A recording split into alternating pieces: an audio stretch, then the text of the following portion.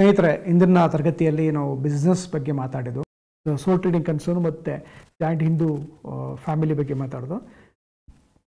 So next ಇರುವಂಥ ಇನ್ನೊಂದು business organisations ಏನು ಅಂದರೆ ಪಾರ್ಟ್ನರ್ಶಿಪ್ ಅನ್ನೋದ್ರ ಬಗ್ಗೆ ನಿಮಗೆ ಆಲ್ರೆಡಿ ಅದ್ರ ಬಗ್ಗೆ ಗೊತ್ತಿದೆ ಅಂದ್ಕೊಂಡಿದ್ದೀನಿ.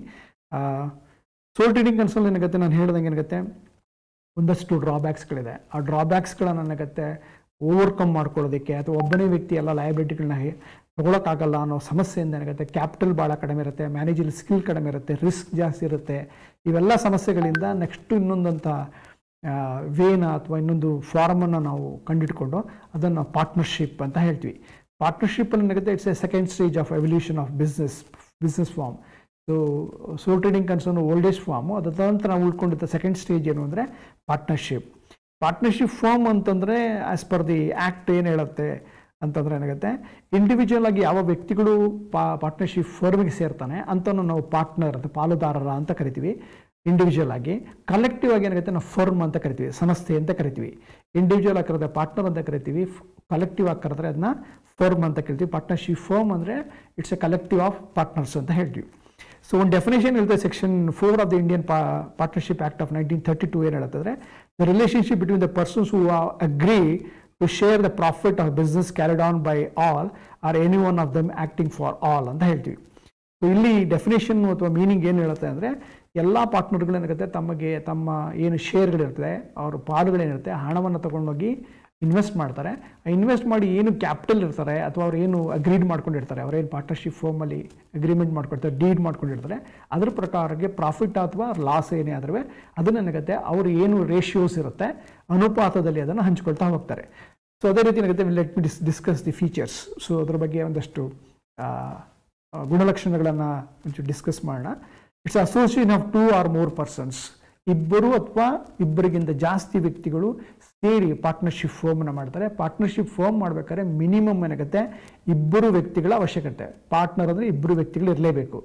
ಸೊ ಇಲ್ಲೇನಾಗುತ್ತದೆ, ಸೊ ಯಾವ ಮ್ಯಾಕ್ಸಿಮಮ್ ಲಿಮಿಟ್ಸ್ ಏನೇನಾಗುತ್ತೆ ಪಾರ್ಟ್ನರ್ಶಿಪ್ ಫಾರ್ಮಲ್ಲಿ ಹೇಳಿಲ್ಲ. ಬಟ್ ಆದರೆ ಇಂಡಿಯನ್ ಕಂಪನೀಸ್ ಆ್ಯಕ್ಟ್ ಆಫ್ 1956 ಏನು ಹೇಳ್ತಾನೆ ಅಂದರೆ, ಒಂದು ಪಾರ್ಟ್ನರ್ಶಿಪ್ ಫಾರ್ಮ್ ಮಾಡಬೇಕಾದ್ರೆ 10 ಜನ ಬ್ಯಾಂಕಿಂಗಲ್ಲಿ ಇರಬೇಕು. ಬ್ಯಾಂಕಿಂಗ್ ಕಂಪನೀಸ್ಗಳನ್ನ ಮಾಡಬೇಕಾದ್ರೆ 10 ಜನ ಮಿನಿಮಮ್ ಇರಲೇಬೇಕು, ಮ್ಯಾಕ್ಸಿಮಮ್ ಇರಬೇಕು. 20 ಜನ ಏನಾಗುತ್ತೆ ಅಂದರೆ ಅದರ್ ಬಿಸ್ನೆಸ್ ಮಾಡೋದಕ್ಕೆ ಇರಬೇಕು ಅಂತ ಹೇಳ್ತೀವಿ. ಸೊ ಅದಕ್ಕಿಂತ ಕಡಿಮೆ ಆಗಬಾರ್ದು ಅಂತ.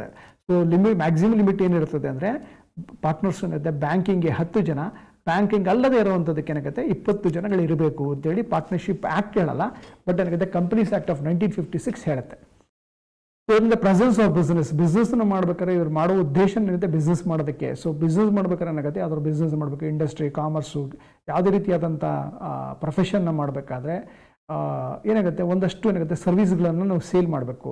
ಅದನ್ನು ಮಾಡೋದಕ್ಕೆ ಏನಾಗುತ್ತೆ ಯಾವುದೋ ರೀತಿ ಮಾಡಲಿಕ್ಕೆ ಸಾಧ್ಯ ಇಲ್ಲ. ಅದಕ್ಕೆ ಏನಾಗುತ್ತೆ ತನ್ನದೇ ಆದಂಥ ಒಂದು ಸೆಟಪ್ಪು ಅಥವಾ ಒಂದು ರೂಪಗಳು ಬೇಕು. ಅದೇನಾಗುತ್ತೆ ಅದು ಪ್ರಾಫಿಟ್ ಅಥವಾ ಲಾಸ್ ಏನು ಬರುತ್ತೆ ಅವೇನೇನಾಗುತ್ತೆ ಅಂದರೆ ಅದು ಲಾಫುಲ್ ಆಗಿ ಅದು ಲೀಗಲ್ ಆಗಿ ಕಾನೂನುಬದ್ಧವಾಗಿ ಅದು ಹಂಚ್ಕೊಳ್ಳೋದಕ್ಕೆ ಸಾಧ್ಯ ಆಗುತ್ತೆ ಅಂತ ಹೇಳ್ತೀವಿ.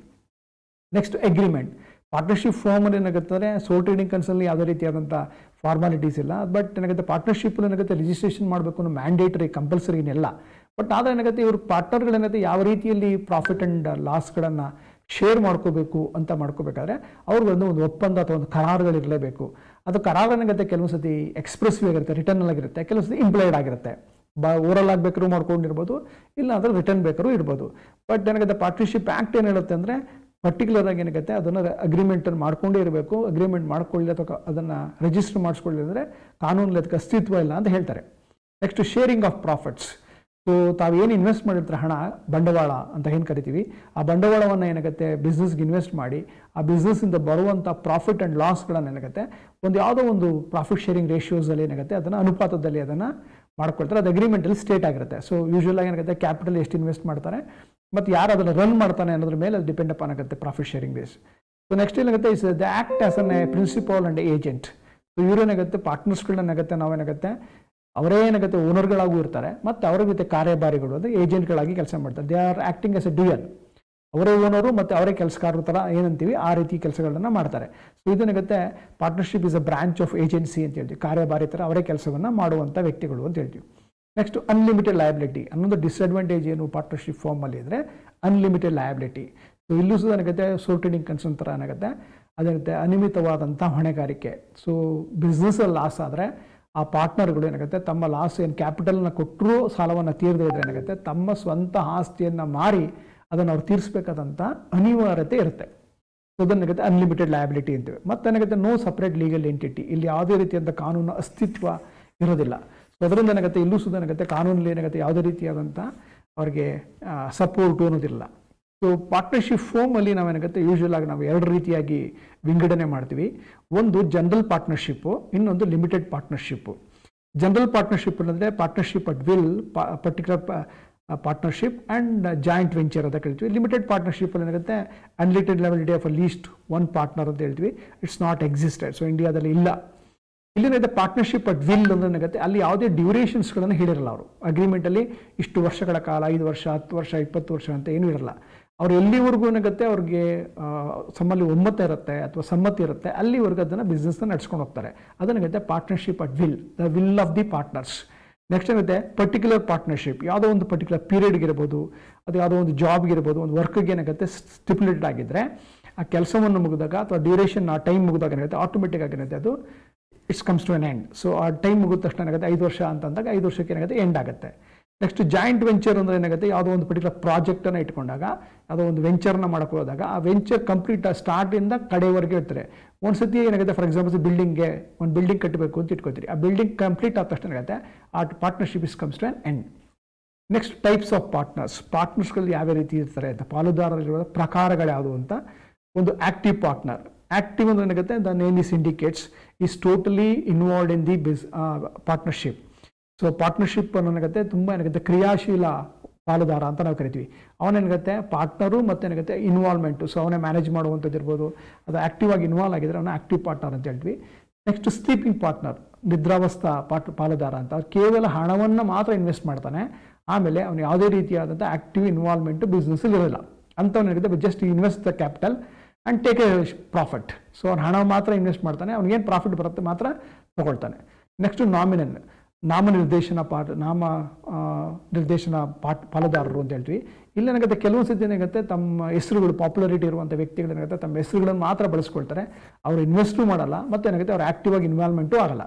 ಅವರ ಹೆಸರಿಗೆ ಮಾತ್ರ ಏನಾಗುತ್ತೆ ಪಾಲುದಾರ ಆಗುತ್ತೆ because for the name sake.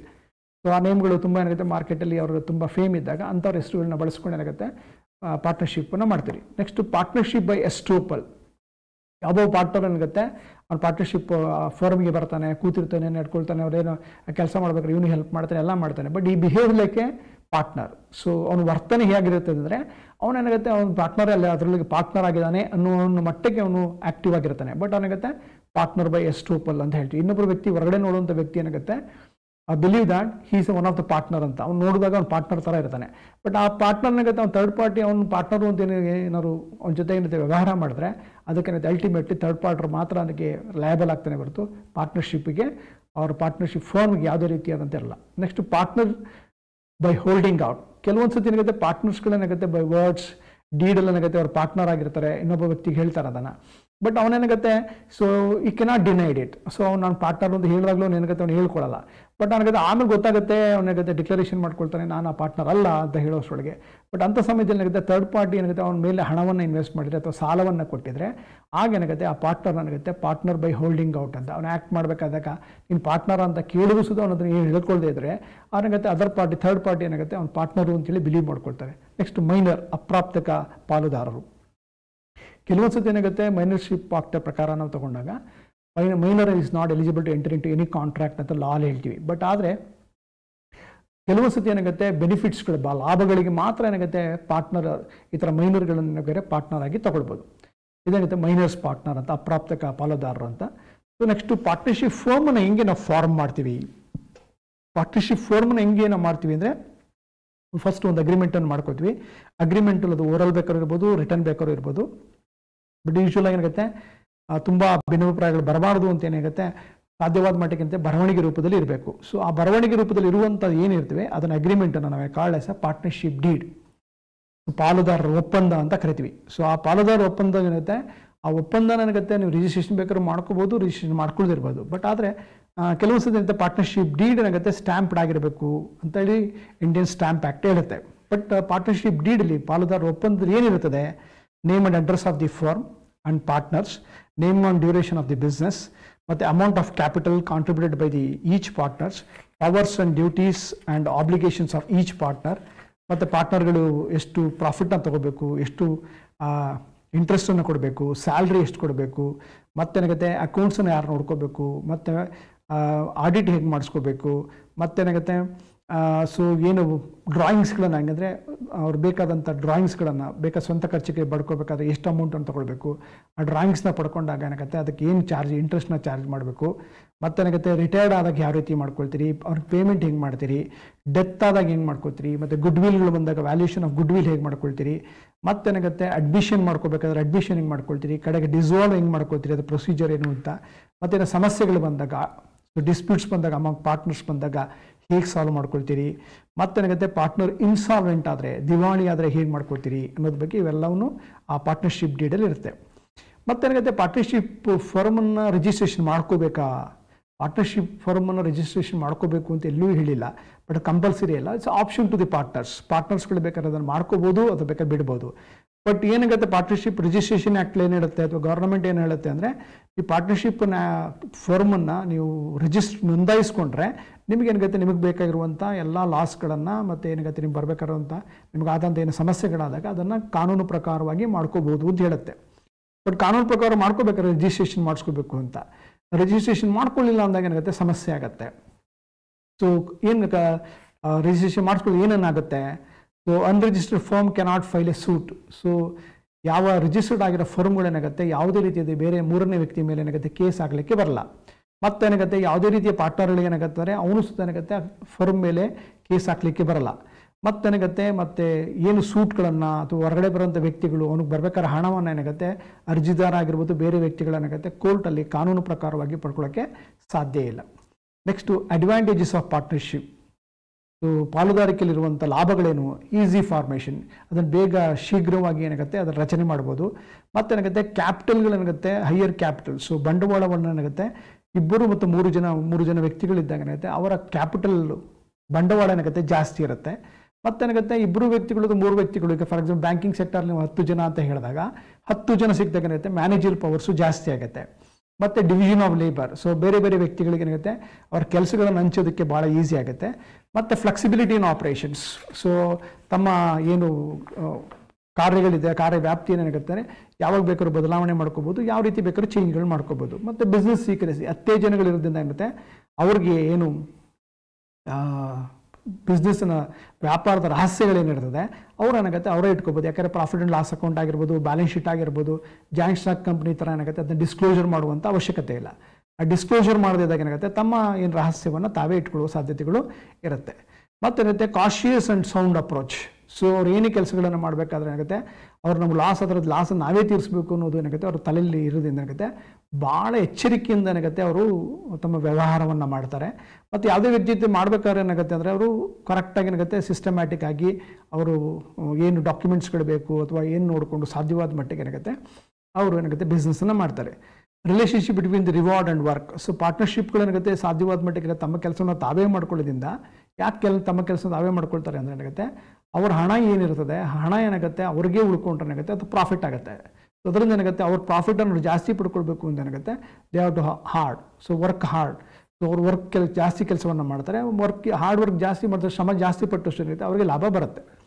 ಮತ್ತೇನಾಗುತ್ತೆ sharing of risk. So ಒಬ್ಬನೇ ವ್ಯಕ್ತಿ ಏನಾಗುತ್ತೆ ತುಂಬ ಲಾಸ್ ಆದಾಗ ಅವನೊಬ್ಬನೇ ಶೇರ್ ಮಾಡಬೇಕಾದ್ರೆ ಈಗ 10 ಅಥವಾ 20 ಜನ ಇದ್ದಾಗ ಏನಾಗುತ್ತೆ ಆ ಲಾಸ್ ಏನಾಗುತ್ತೆ ಎಲ್ಲರಿಗೂ ಡಿವೈಡ್ ಆಗುತ್ತೆ. ಸೊ ಅವ್ನಿಗೇನಾಗುತ್ತೆ ಬರ್ಡನ್ನು ಸ್ವಲ್ಪ ಕಮ್ಮಿ ಆಗುತ್ತೆ. So simple to dissolution. So ವಿಸರ್ಜನೆ ಮಾಡೋದು ಬಹಳ ಸುಲಭ. ಒಂದು ಟೈಮ್ ಇದ್ದಾಗ ಮತ್ತು ಡೆತ್ ಆದಾಗ ಸೊ ಆಟೋಮೆಟಿಕ್ ಆಗಿ ಒಬ್ಬ ಪಾರ್ಟ್ನರ್ ತೆಗಿತೀರಿ ಮತ್ತು ಇನ್ನೊಬ್ಬ ಪಾರ್ಟ್ನರ್ನ ತೊಗೊಳ್ತೀರಿ. ಸೊ ಅದರಿಂದ ಏನಾಗುತ್ತೆ ಇದು ಡಿಸಲ್ಯೂಷನ್ ವಿಸರ್ಜನೆ ಮಾಡೋದು ಸುಧಾ ಭಾಳ ಈಸಿ. ನೆಕ್ಸ್ಟು ಡಿಸ್ಅಡ್ವಾಂಟೇಜಸ್ ಅನಾನುಕೂಲತೆಗಳು ಏನಿದೆ ಅಂತಂದಾಗ ಇನ್ಸ್ಟೆಬಿಲಿಟಿ. ಫರ್ಮ್ ಏನಾಗುತ್ತೆ 2 ವ್ಯಕ್ತಿಗಳಿದ್ದಾಗ ಫಾರ್ ಎಕ್ಸಾಂಪಲ್ ಹೇಳ್ತಾ ಇರೋದು 2 ವ್ಯಕ್ತಿಗಳಿದ್ದಾಗ ಒಬ್ಬ ವ್ಯಕ್ತಿ ಸತ್ತೋದ್ರೆ ಏನಾಗುತ್ತೆ ಸೊ ಒಬ್ಬ ಸೋಲ್ ಟ್ರೇಡಿಂಗ್ ಕನ್ಸರ್ನ್ ಆಗುತ್ತೆ, partnership comes to an end. So ಹುಚ್ಚನ ಆದಾಗ ಅಥವಾ ಆಕ್ಸಿಡೆಂಟ್ ಆದಾಗ ಇನ್ಸಾಲ್ವೆಂಟ್ ಆದಾಗ ಪಾರ್ಟ್ನರ್ ಒಬ್ಬ ಸತ್ತರು ಏನಾಗುತ್ತೆ ಆ ಫರ್ಮ್ ಏನಾಗುತ್ತೆ comes to an end. Next ಏನಾಗುತ್ತೆ ಮ್ಯೂಚುವಲ್ ಕಾನ್ಫ್ಲಿಕ್ಟ್ಸ್, ಪರಸ್ಪರ ಭಿನ್ನಾಭಿಪ್ರಾಯಗಳು ಮತ್ತೇನಾಗುತ್ತೆ ಸಂಘರ್ಷಗಳಾಗೋ ಚಾನ್ಸ್ ಇರುತ್ತೆ. ಯಾಕಂದರೆ ಒಬ್ಬನೇ ವ್ಯಕ್ತಿ ಇದ್ದಾಗ ಸಮಸ್ಯೆ ಇಲ್ಲ, 10 ಜನ ವ್ಯಕ್ತಿಗಳಿದ್ದಾಗ ಅವರವ್ರ ಪ್ರತಿಯೊಬ್ಬ ವ್ಯಕ್ತಿಗಂತೆ ಅವರು ವ್ಯೂಸ್ ಏನಾಗಿರ್ತದೆ ಚೇಂಜ್ ಆಗುತ್ತೆ. ಆ ವ್ಯೂಸ್ ಏನಾಗುತ್ತೆ ಅಂದರೆ ಮತ್ತೆ ಕಾನ್ಫ್ಲಿಕ್ಟ್ ಆಗಿ ಘರ್ಷಣೆಗೆ ಅದು ಕಾರಣ ಆಗ್ಬೋದು. ಮತ್ತು ಅನ್ಲಿಮಿಟೆಡ್ ಲಯಬಿಲಿಟಿ ಆಲ್ರೆಡಿ ಹೇಳ್ದಂಗೆ ಏನಾಗುತ್ತೆ, ಹೊಣೆಗಾರಿಕೆ ಜಾಸ್ತಿ ಇರೋದ್ರಿಂದ ಏನಾಗುತ್ತೆ ಅಥವಾ ಯಾವತ್ತೂ ಬರ್ಡನ್ನು. ಮತ್ತು ನಾನ್ ಟ್ರಾನ್ಸ್ಫರಬಿಲಿಟಿ ಆಫ್ ಕ್ಯಾಪಿಟಲ್ಸ್.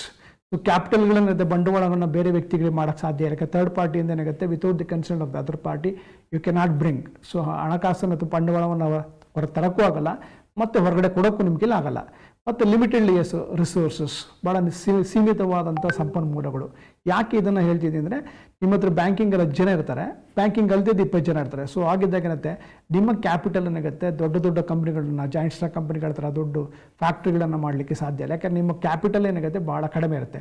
20 ಜನ ಒಂದೊಂದು ಲಕ್ಷ ಹಾಕೋರು 20 ಲಕ್ಷ ಆಗುತ್ತೆ, 10 ಲಕ್ಷ ಕೊಟ್ಟರು ಏನಾಗುತ್ತೆ 20 ಲಕ್ಷ ಆಗುತ್ತೆ. ಸೊ ನಿಮ್ಗೆ 2 ಕೋಟಿ 50 ಕೋಟಿ ಬೇಕು ಅಂದರೆ ಏನಾಗುತ್ತೆ, ಯು ಕೆನಾಟ್ ಗೆಟ್. ಸೊ ಅದನ್ನು ಬರ್ಕೊಳ್ಳೋಕ್ಕಾಗಲ್ಲ, ಯಾಕೆಂದರೆ ಅವ್ರಲ್ಲಿ ಸೋರ್ಸಸ್ಸೇ ಭಾಳ ಕಮ್ಮಿ ಇರುತ್ತೆ. Next burden of employed authority. So ಪಾರ್ಟ್ನರ್ಸ್ಗಳೇನಾಗುತ್ತೆ bind their own business acts. So ಈ ಆ್ಯಕ್ಟ್ಗಳಂದ್ರೆ ಅವರೇ ಏಜೆಂಟ್ ಆಗಿರ್ತಾರೆ, ಅವರೇ ಪ್ರಿನ್ಸಿಪಾಲ್ ಆಗಿರ್ತಾರೆ. ಮತ್ತು ಇನ್ಕಾಂಪಿಟೆಂಟ್ ಆಗಿರೋ ಪಾರ್ಟ್ನರ್ಗಳಿದ್ದಾಗ ಏನಾಗುತ್ತೆ ಸಮ್ಟೈಮ್ಸ್ ಏನಾಗುತ್ತೆ ಬಿಸ್ನೆಸ್ನ ಲಾಸಿಗೆ ತರ್ಬೋದು, ಮತ್ತೆಲ್ಲ ಸಮಸ್ಯೆಗೆ ತರ್ಬೋದು. ಆ ಥರ ಆದಾಗ ಏನಾಗುತ್ತೆ, ಸೊ ಯಾವತ್ತು ಬರ್ಡನ್ ಏನಾಗುತ್ತೆ ಬೇರೆ ಪಾರ್ಟ್ನರ್ಸ್ ಮೇಲೆ ಜಾಸ್ತಿ ಇರುತ್ತೆ. Next lack of public confidence. ಸಾರ್ವಜನಿಕರಿಗೆ ಏನಾಗುತ್ತೆ ಅವ್ರು ನಿಮ್ಮ ಮೇಲೆ ನಂಬಿಕೆಗಳೇನಿಲ್ಲ. ಯಾಕಂದರೆ ಪಾರ್ಟ್ನರ್ಶಿಪ್ ಫಾರ್ಮಲ್ಲಿ ಯಾವುದೇ ರೀತಿಯಾದ ಲೀಗಲ್ ರಿಕ್ವೈರ್ಮೆಂಟ್ಸು ಫಾರ್ಮಾಲಿಟೀಸ್ಗಳನ್ನ ಫುಲ್ಫಿಲ್ ಮಾಡದೇ ಇರುತ್ತೆ, ಮತ್ತು ರಿಜಿಸ್ಟ್ರೇಷನ್ ಮಾಡದೇ ಇರೋದ್ರಿಂದ ಏನಾಗುತ್ತೆ ತುಂಬ ಸಮಸ್ಯೆ ಏನಾಗುತ್ತೆ, ಲೀಗಲ್ ರಿಸ್ಟ್ರಿಕ್ಷನ್ಸ್ ಕಂಟ್ರೋಲ್ ಅವ್ರ ಮೇಲೆ ಇಲ್ಲದೇ ಇರೋದ್ರಿಂದ ಜನಗಳಿಗೆ ಏನಾಗುತ್ತೆ ಪಾರ್ಟ್ನರ್ಶಿಪ್ ಫರ್ಮ್ ಬಗ್ಗೆ ಇರುವಂಥ ನಂಬಿಕೆಗಳನ್ನೇ ಕಳ್ಕೊಳ್ತೀವಿ. ಇವತ್ತು 2 ಚಾಪ್ಟರ್ಗಳನ್ನು ನಮಗೆ ಮಾಡಿದ್ದೀನಿ. ಒಂದು ಸೋಲ್ ಪ್ರಾಪರ್ಟಿಶಿಪ್ ಬಗ್ಗೆ, ಇನ್ನೊಂದು ಪಾರ್ಟ್ನರ್ಶಿಪ್ ಫರ್ಮ್ ಬಗ್ಗೆ ಮಾಡಿದ್ದೀನಿ. ಮುಂದಿನ ತರಗತಿಗಳಲ್ಲಿ ಏನಾಗುತ್ತೆ ಕಂಪ್ನೀಸ್ ಬಗ್ಗೆ, ಜಾಯಿಂಟ್ ಸ್ಟಾಕ್ ಕಂಪ್ನೀಸ್ ಬಗ್ಗೆ ಮಾತಾಡೋಣ. Thank you.